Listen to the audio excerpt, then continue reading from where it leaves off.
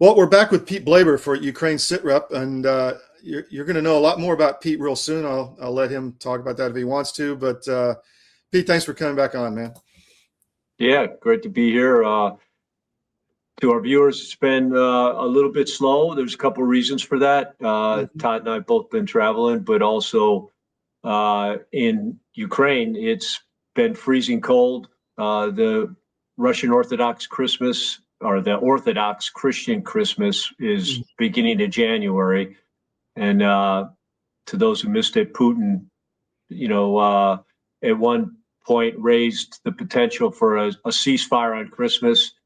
And it was revealing because MERS jumped in, the Chancellor of Germany, and said, on the 25th, he said, Putin called for a ceasefire, and here we are on the 25th, and no ceasefire. And it's like, it's revealing because it shows if you don't understand your competition, if you don't understand the country and the culture and the people you're directing your angst at, then you're just spitting in the wind. That's what senselessness is, not applying your senses. But all that together, and it's there. Go ahead. Just real quick, in Russia, I never knew it. I thought Christmas is like one day, or in Eastern Europe, I should say.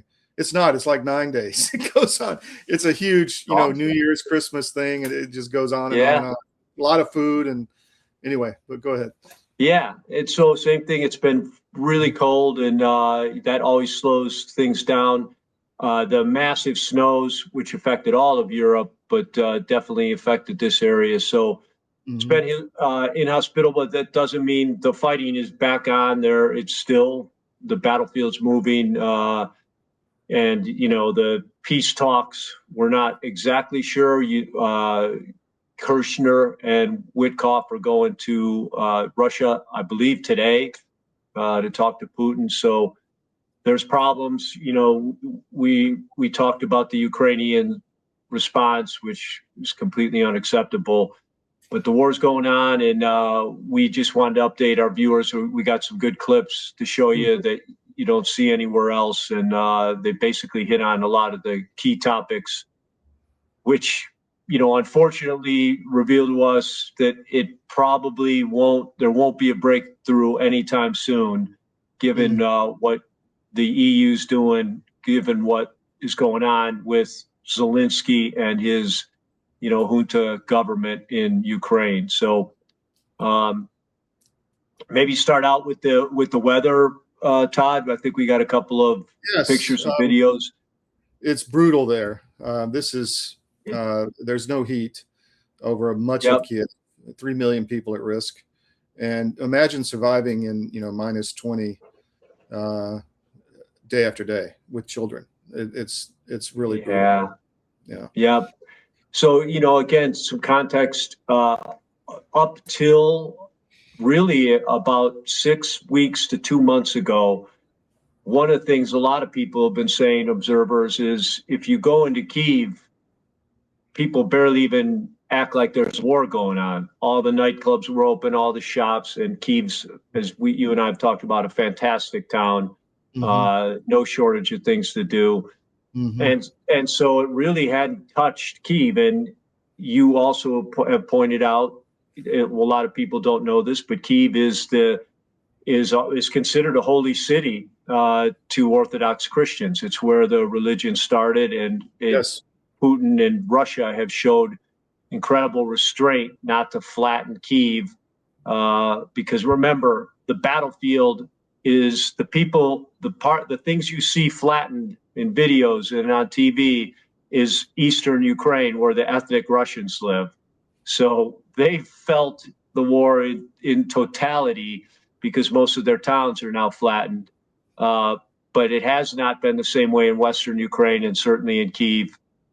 And it's happening now. And Mayor Klitschko, who's the ex-boxing champ, he just announced yesterday that over 600,000 Ukrainians have fled Kyiv just in January alone.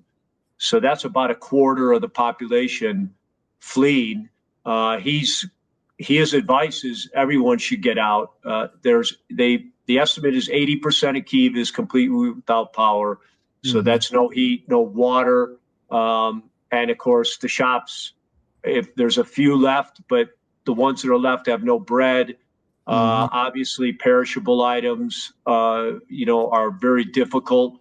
The weather helps, but you can't make money in a grocery store if you got to use generator power 24/7 to power it. So it's fallen apart, and it's not good, bad, or different. It's the horrors of war, and like you said, imagine the people who can't afford to flee. They are literally freezing to death.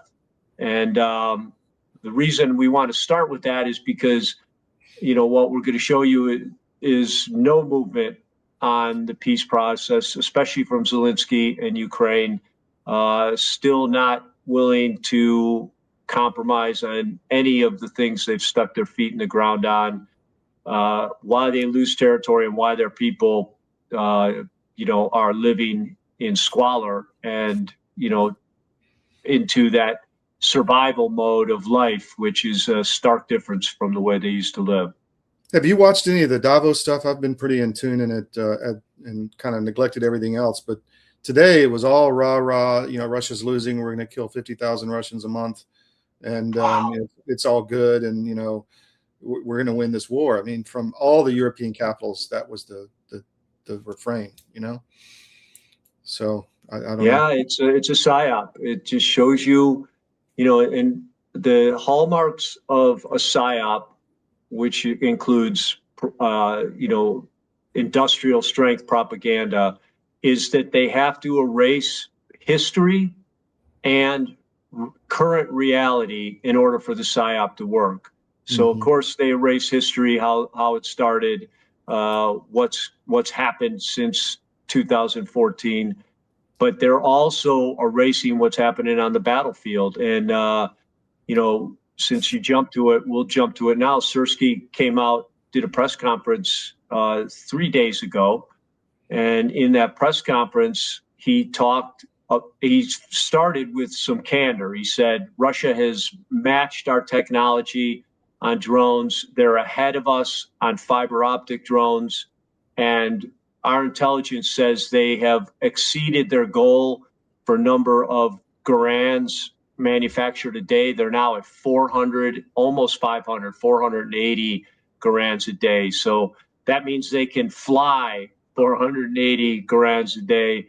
And that's an amazing thing. We've mentioned it before, but I'll mention it again. If you read the historic lessons from the Eastern Front, written by Germany, what went wrong? What did we get wrong? Well, the number one thing was we underestimated the Russian military, but the number two is we totally underestimated Russian military industrial capacity. And that was obviously done again here today for the fools who thought it was a good idea to try to make Russia implode by antagonizing it while killing ethnic Russians in eastern Ukraine. But we can see that their military industrial capacity is super impressive. And I'm not sure we could have matched that. So, it's not good, bad. We're not cheering it or anything. We're just saying this was apparent to anyone who understands Russia, anyone who'd been to Russia in the last 10 years and could see what they've done economically. And it's happening, and the results are catastrophic. But he then, after admitting that, he said, however, Russians are taking far, far more casualties than us. In fact, in 2025, our casualties dropped by 13%. And, that's as farcical as you can get. But, he spit it out anyway. And there's another, I want to give a source for people who can want to look this up themselves. There's a great site now, the Russians, it's been up the whole time, but it's up now, and it's called Media Zona. Zona. It's one word, Media Zona, and it's done by Russia, and it's been up since 23. It's now updated. Every Russian soldier who's been killed has his picture on there and the date of when he died. And the numbers are still pretty horrific. So here's the numbers from Russia. 2023, 39,694. 2024, 58,064. That's how many men we lost in Vietnam in 15 years. 2025, 22,767, and no count for 26. So, they've admitted to what we've been saying, ballpark, the whole time. They've admitted to 163,000 total dead for the entire war. But again, if you take the body counts, the body exchanges, which are 39 to 1, 39 times the number of dead Ukrainians as Russians, these numbers fit. And the Russian and the Ukrainian total, which we know because of the leaked or hacked database from the Ukrainian MOD, which this is a Ukrainian database made by the Ministry of Defense of Ukraine. That happened almost 6 months ago, and they had the count at 1.2 million dead Ukrainians. So, it's probably around 1.4 or 5 now, and which is just an incredible number. So on both sides, it's 1.5 million men have died, and these Ukrainians are still dying. Yet, there's no movement on peace talks. There's no desperation. Zelensky's blaming the loss of all these power stations and the fact that the Russians' drones and missiles are getting through. He's blaming it on the military. He came out yesterday and said it's the military's fault. They should be shooting these down. It's completely unacceptable how many are getting through. But as we know, it's not the military's fault. Their number one weapon is the Patriot, and the Patriot is not anymore a relevant anti-aircraft weapon system.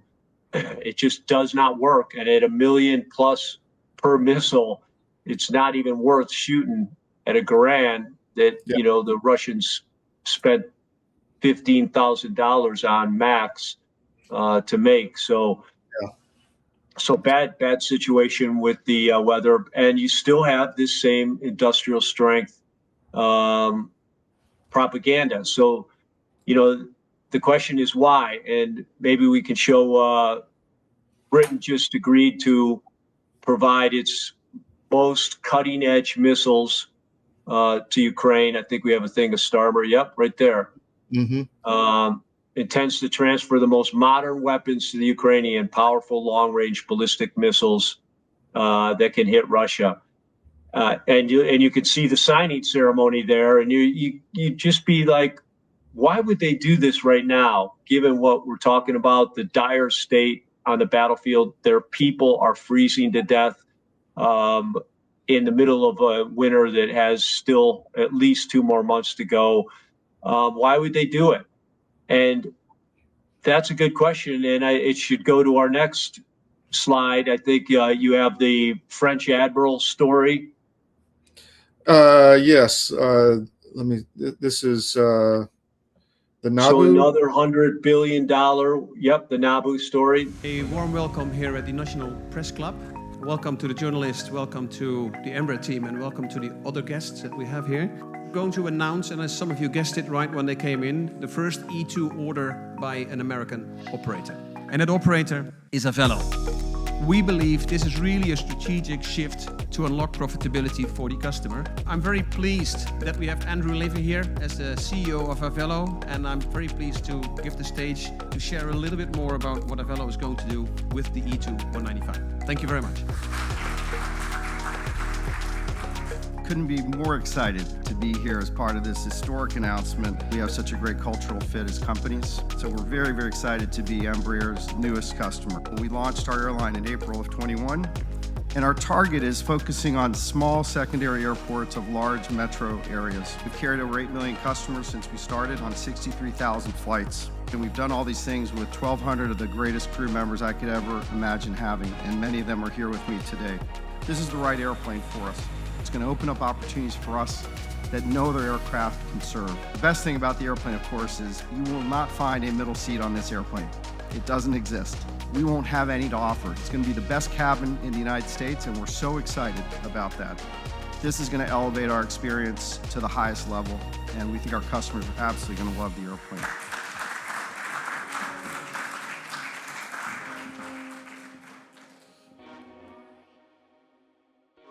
Another $100 billion corruption scandal. This one caught red-handed, taped by the driver in the back seat. You know, you can read it, Yermak's car talking to this French admiral and talking about the slush fund and how they're going to transfer money and how people are going to get paid off. And that's $100 million or personnel, 2 billion euros, basically, and over fighter jets, which means the fighter jets aren't coming, but a bunch of these bureaucrats' pockets have been lined with, you know, like they could never have dreamed of them being lined. Yeah. And so when you continue to ask why would you allow your country to live in squalor, your country to flee your intelligentsia and your most valuable asset as a country, your patriots, to just die to where they're heading right now, which is almost extinction level. You're passing 1 million men. If, you know, every country has 1 million, you know, patriots who will stand up for freedom at any time, any age, then that country's a lucky country. And they've already lost well beyond that. So, you know, I have a video with that. There's a video with that too. Do you want to play that now? Or yeah. Okay, here we go. Une enquête choquante a été publiée sur le site web de l'agence anticorruption ukrainienne, NABU. L'agence a conclu qu'un certain nombre de hauts fonctionnaires et militaires ukrainiens et français avaient détourné. So you get the point. I mean, it's a corruption scandal that NABU, which is the National Anti-Corruption Bureau of Ukraine, uncovered. Yep. And, you know, but you're not hearing anything about it. I mean, a French admiral in the back seat, an active duty French admiral, agreeing to the money laundering and slush fund process of this transaction, which is Ukraine using Euro money anyway and US money to buy these Rafale fighter jets. And yet it's not even going to Rafale fighter jets, which isn't a good investment either. Yeah. And so you can't make this up. But that's why we report it, because like you said, at Davos today, their leaders are literally standing up saying, we can win this thing. We're winning. Russia can't handle the casualties. And just on that point, we talked about Russia, 163,000. They also announced last week that they exceeded their contract recruitment rate. They hit 415,000. I think their goal was 400. They shut it down at 400, but they have 415.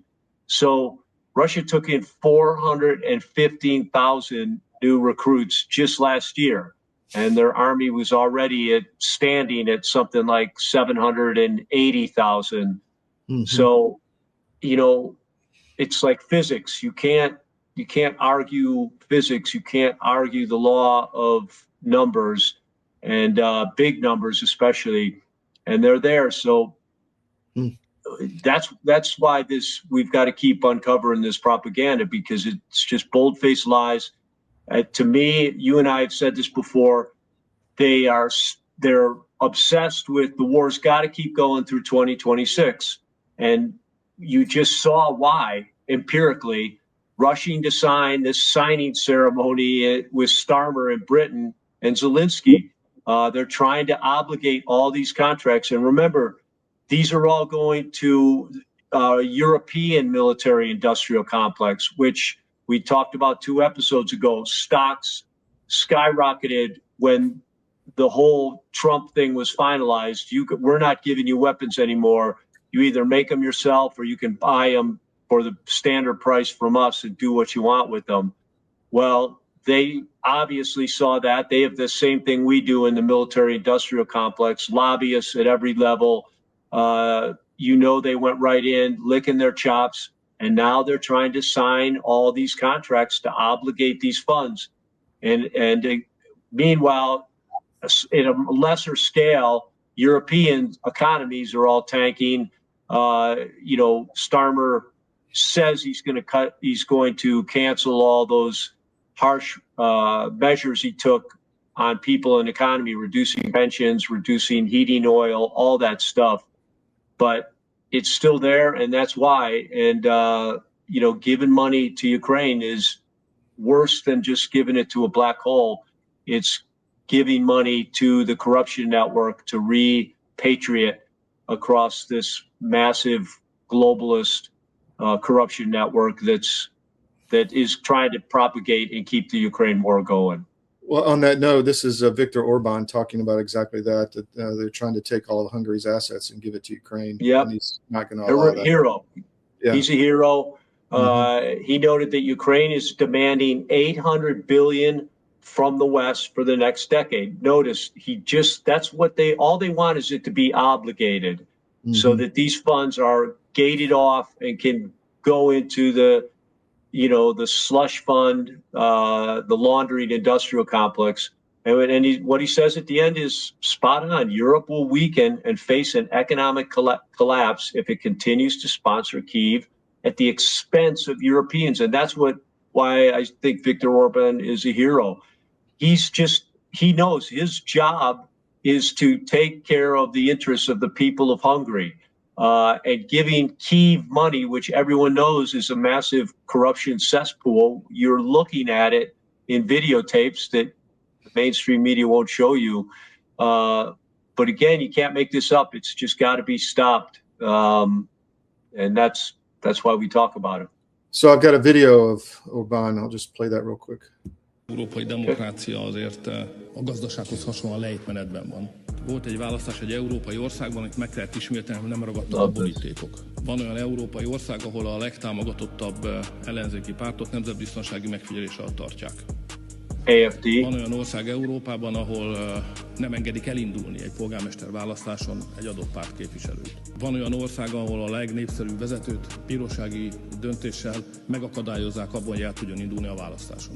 Van olyan ország, ahol egy belügyminiszternek egészen a legmagasabb bírói instanciáig kellett eljutnia, hogy ne zárják börtönbe, mert megvédte a saját országa határait. Van olyan ország, ahol rálőttek az elnökjelöltre.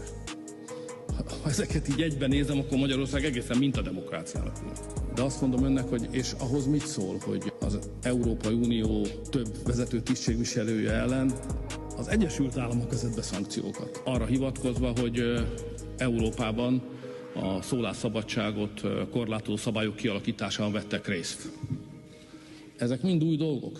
A régi világrend fölbomlott, formálódóban van egy új, amely ilyen kísérő jelenségek kopogtat be. A magyar kormány egyetlen dolgot tud tenni, a magyar kormány nem támogat szankciókat, a magyar kormány azt gondolja, hogy mindenki, ha van véleménye, és ez képes a jogszabály keretei között megfogalmazni, akkor hajrá tegye. A viták jót tesznek, a demokrácia az véleménykülönbségekből, vitákból, megbeszélésekből, megegyezésekből áll, ezt nem lehet megspórolni. Valaki azt gondolja, hogy ezt adminisztratív szabályokkal kiiktathatja, vagy szankciókkal megszüntetheti, az magát a demokráciát fogja megszüntetni. So there you go. He's getting into democracy. Yes. Yeah, historic speech should be on every mainstream media network. Thanks for playing that, Todd. He said it all. And what he was talking about in the beginning is the color revolutions, which, they're still hard at. And the color revolution, the advanced color revolution is the first thing you do is send in lawyers with bags of cash. They go in to bribe the Supreme Court justices, the top legal experts in the country. They have their playbook. So here's the things you can look at that anyone can call corrupt. And if you just say this and then open a case, then we can open it, win it, get the new election, get the person in they want to win. And that's what's happened in Moldova. Romania. They tried to do it in Georgia. Georgia was just too overwhelmingly populist, wouldn't let it happen. But the AfD thing in Germany, you know, we should tell Germany, we're not talking to you. You know, that's totalitarianism, and especially at the mayoral level. But again, they're using the Color Revolution playbook, which was written by U.S. State Department and CIA personnel.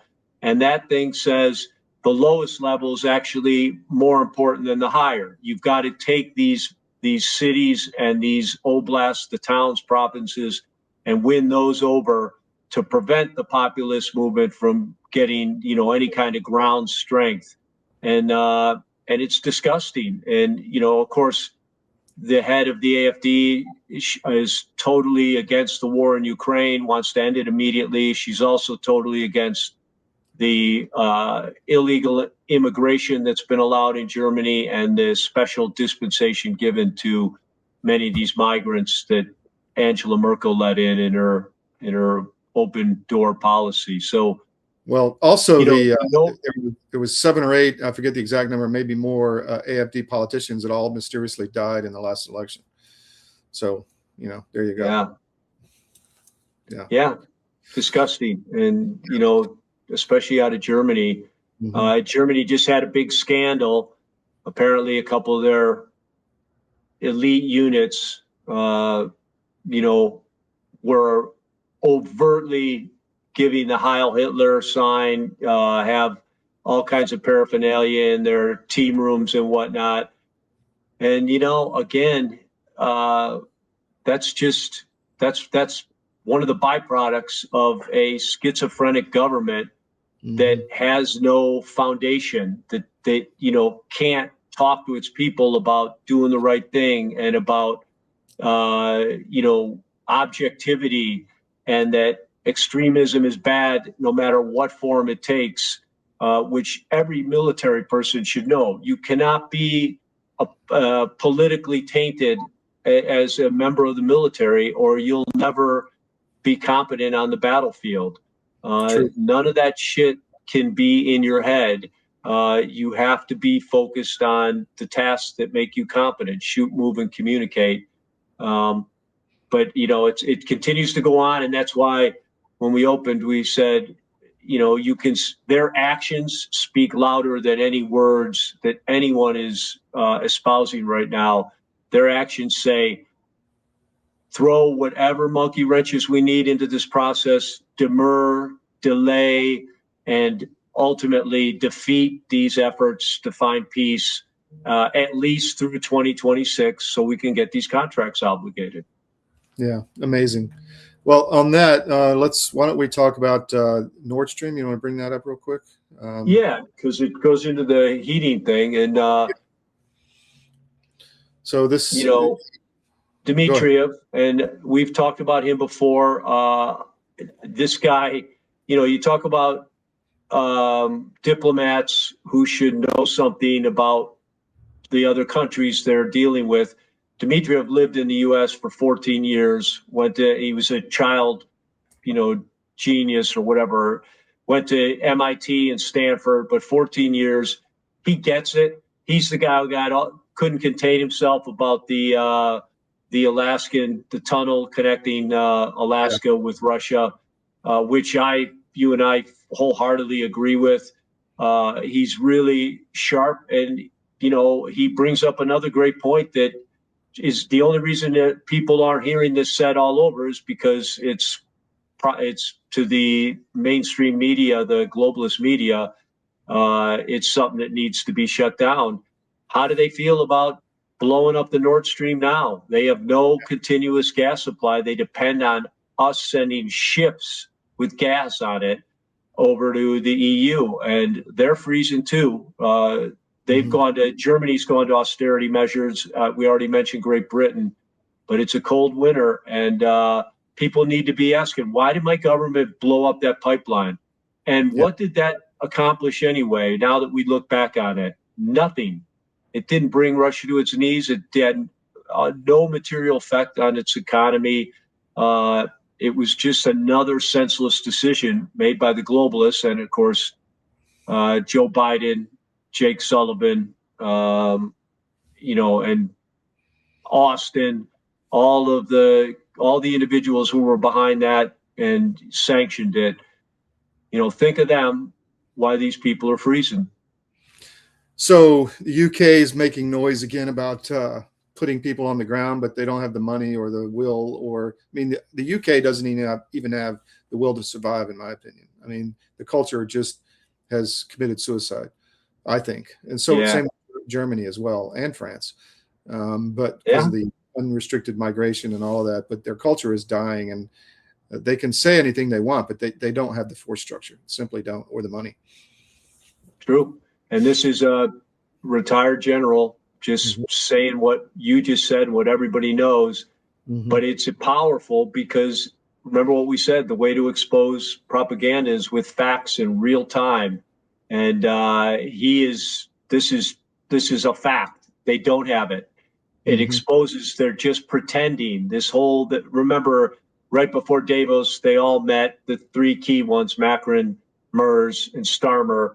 And that's when all the talk about, hey, well, we're talking specifics about how to provide security for Ukraine after the ceasefire, and which is not going to happen either unless there's a peace agreement. I'm David Cross, and you may know me from my election integrity work, but I also own U.S. Asset Management, a family-owned and operated investment advisory practice. I'm a certified portfolio manager, and my job is to help you make better decisions with your money. One of the things we try to avoid is investing in companies that push the woke agenda. If you're invested with one of the big firms out there, there's a pretty good chance that you're feeding the beast that hates your values. Our company is 100% conservative, and we'd love to have an opportunity to work with you. Check us out at us-am.com and look for our big, proud American Eagle logo. Your government doesn't care about you. That's why you need a medical emergency kit. It contains life-saving medications like ivermectin, Z-Pak, and antibiotics. Stock them before they block them. There's not going to be a ceasefire unless there's a peace agreement. But no one ever thought this was a good idea. There's a bunch of videos by individuals I told you about, especially in Britain, saying, I don't know what they're talking about, but none of us want to fight Russia. And it's military guys saying it. Of course they don't. What's the logic of why you lose your life as a Brit for this fake propaganda war in Ukraine? And they know they'd lose their lives because jumping into this war would be the last bad decision any of these European countries ever made. So, go ahead. No, you go ahead. I was going to say there's a video on that, essentially on Poland, that you sent me. I'll just play that. Yeah, it's another really good one. And it is that we have found a way to reassure Ukraine that her state functions and her defense budget will be sustained by the EU with a sum of $90 billion for the next 2 years. That, I think, is changing Putin's calculus, because he may have hoped, as he did from the beginning, that fatigue would set in. Democracies are pathetic. Democracies don't have the staying power. Now he has to be ready to fight for another 2 years, and and it's not clear that his army and his economy can bear that burden. So that's the Tusk government who is just completely on the globalist. And it's destroying Poland. There's a video out, I can bring it, where an African guy is in Poland and he's saying to a Ukrainian refugee, "I'm Polish, you're not. This is the new Poland, get out." So it's wow. It's but I mean, Todd, that video should go into an archive as an example of a propagandist trying to make a case. And did you see what he did? And then Putin says, "Oh, nasty democracies." That's not a fact. That's your imitation of what you think he's saying. But as we've already shown, and as anyone who understands common sense, Russia's like, hey, knock yourself out. You want it to go 2 more years, we'll go all the way to Kyiv. We'll take all these oblasts. Nothing's going to change. They have no problem. And go back to those numbers, 1.25 million dead versus 163,000. Forced conscripts in Ukraine, exceeding the number in Russia, a number that any country other than Russia probably could not produce right now. It would take a major Pearl Harbor-like event in the U.S. for 400,000 to sign up. And we might be the only other country that could do it, but it would have to be a Pearl Harbor-like event. Certainly not, let's do it so we could send them to Ukraine halfway across the world to get destroyed. Really unbelievable. And you heard him say that key point. So we've figured out a way to keep this going for 2 more years. So he's stretching it to 27. I'm sure they rethought the 26. Hey, if we go to 27, we can actually re-obligate those funds for another year. So it's a massive military industrial complex driven course of action by the EU and these European leaders, and of course, Poland being part of that. And it's despicable because of those deaths, those numbers we're talking about, people freezing, nasty war. I think we have a couple of clips here just to drive that home, because a picture's worth 1,000 words. Here is one soldier who was captured. Идти по лесополкам, ну там видео, и в видео точки расставлены, и шли по этим точкам, ну по карте, дошли до точки непосредственно, ну и шли мы дней 5. В каждой там где-то лесополке или еще где-то, то есть искали блиндаж, в блиндажах ночевали и на следующее утро выдвигались. И так в течение 5-6 дней. И шли до Мирнограда. В Мирнограде зашли и шли с группой 4 человек. 2 человека накрыло минометом. И вдвоем мы прошли пару улиц и зашли в дом и сдались в плен.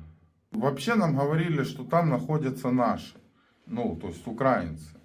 Мы постучались в двери, потому что попробовали открыть дверь, дверь была закрыта. Yeah, he was abandoned, and Mirnograd is like a suburb of Pokrovsk. So when Mirnograd was surrounded, they walked for 5 days to get in there. And again, you see this common theme we've talked about. Guys don't know what they're doing. There's no logic of why. They're just told to do stuff, and instead of an explanation, they're told do it or else.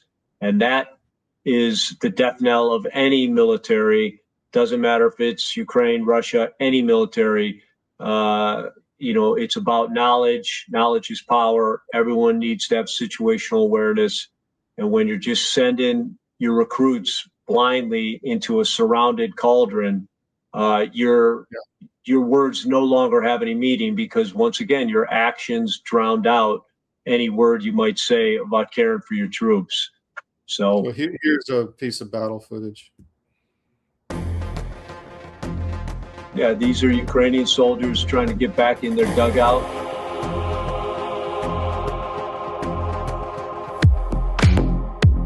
And that's the horrific fate of it.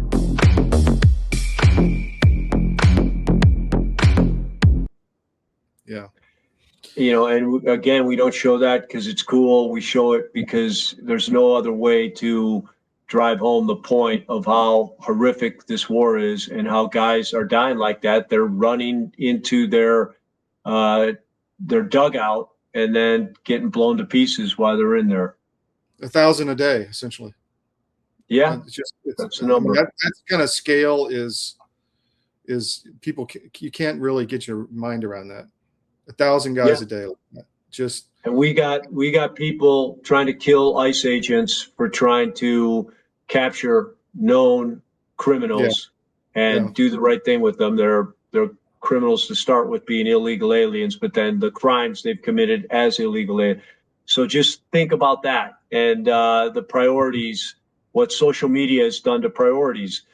If there was no social media, you care about what's going on around you. You don't direct all your attentions on some made up propaganda from across the world and a message that's been given to you by, your globalist masters. So same thing in Europe. Everyone should have the same passion you and I do for saving the rest of the Ukrainian manpower and civilians and their economy. And the only way to do that is to do the right thing and end this war right away. So I've got a couple mobilization clips here. This is another Ukraine.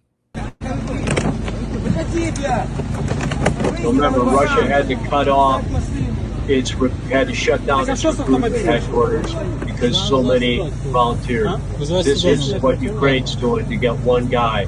And imagine what that guy did to pull your door panel out.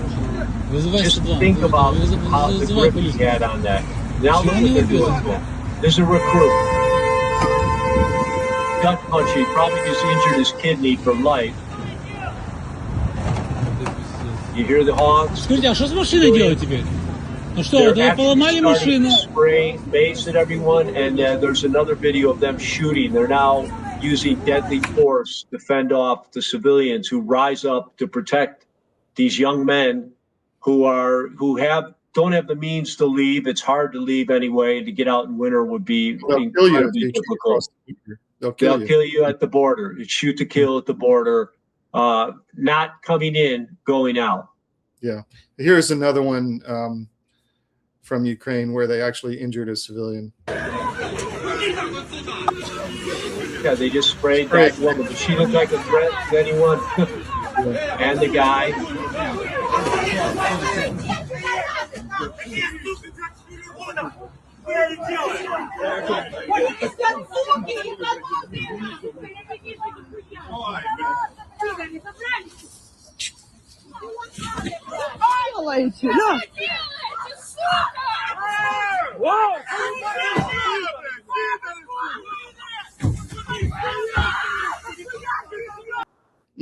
It's hard to watch.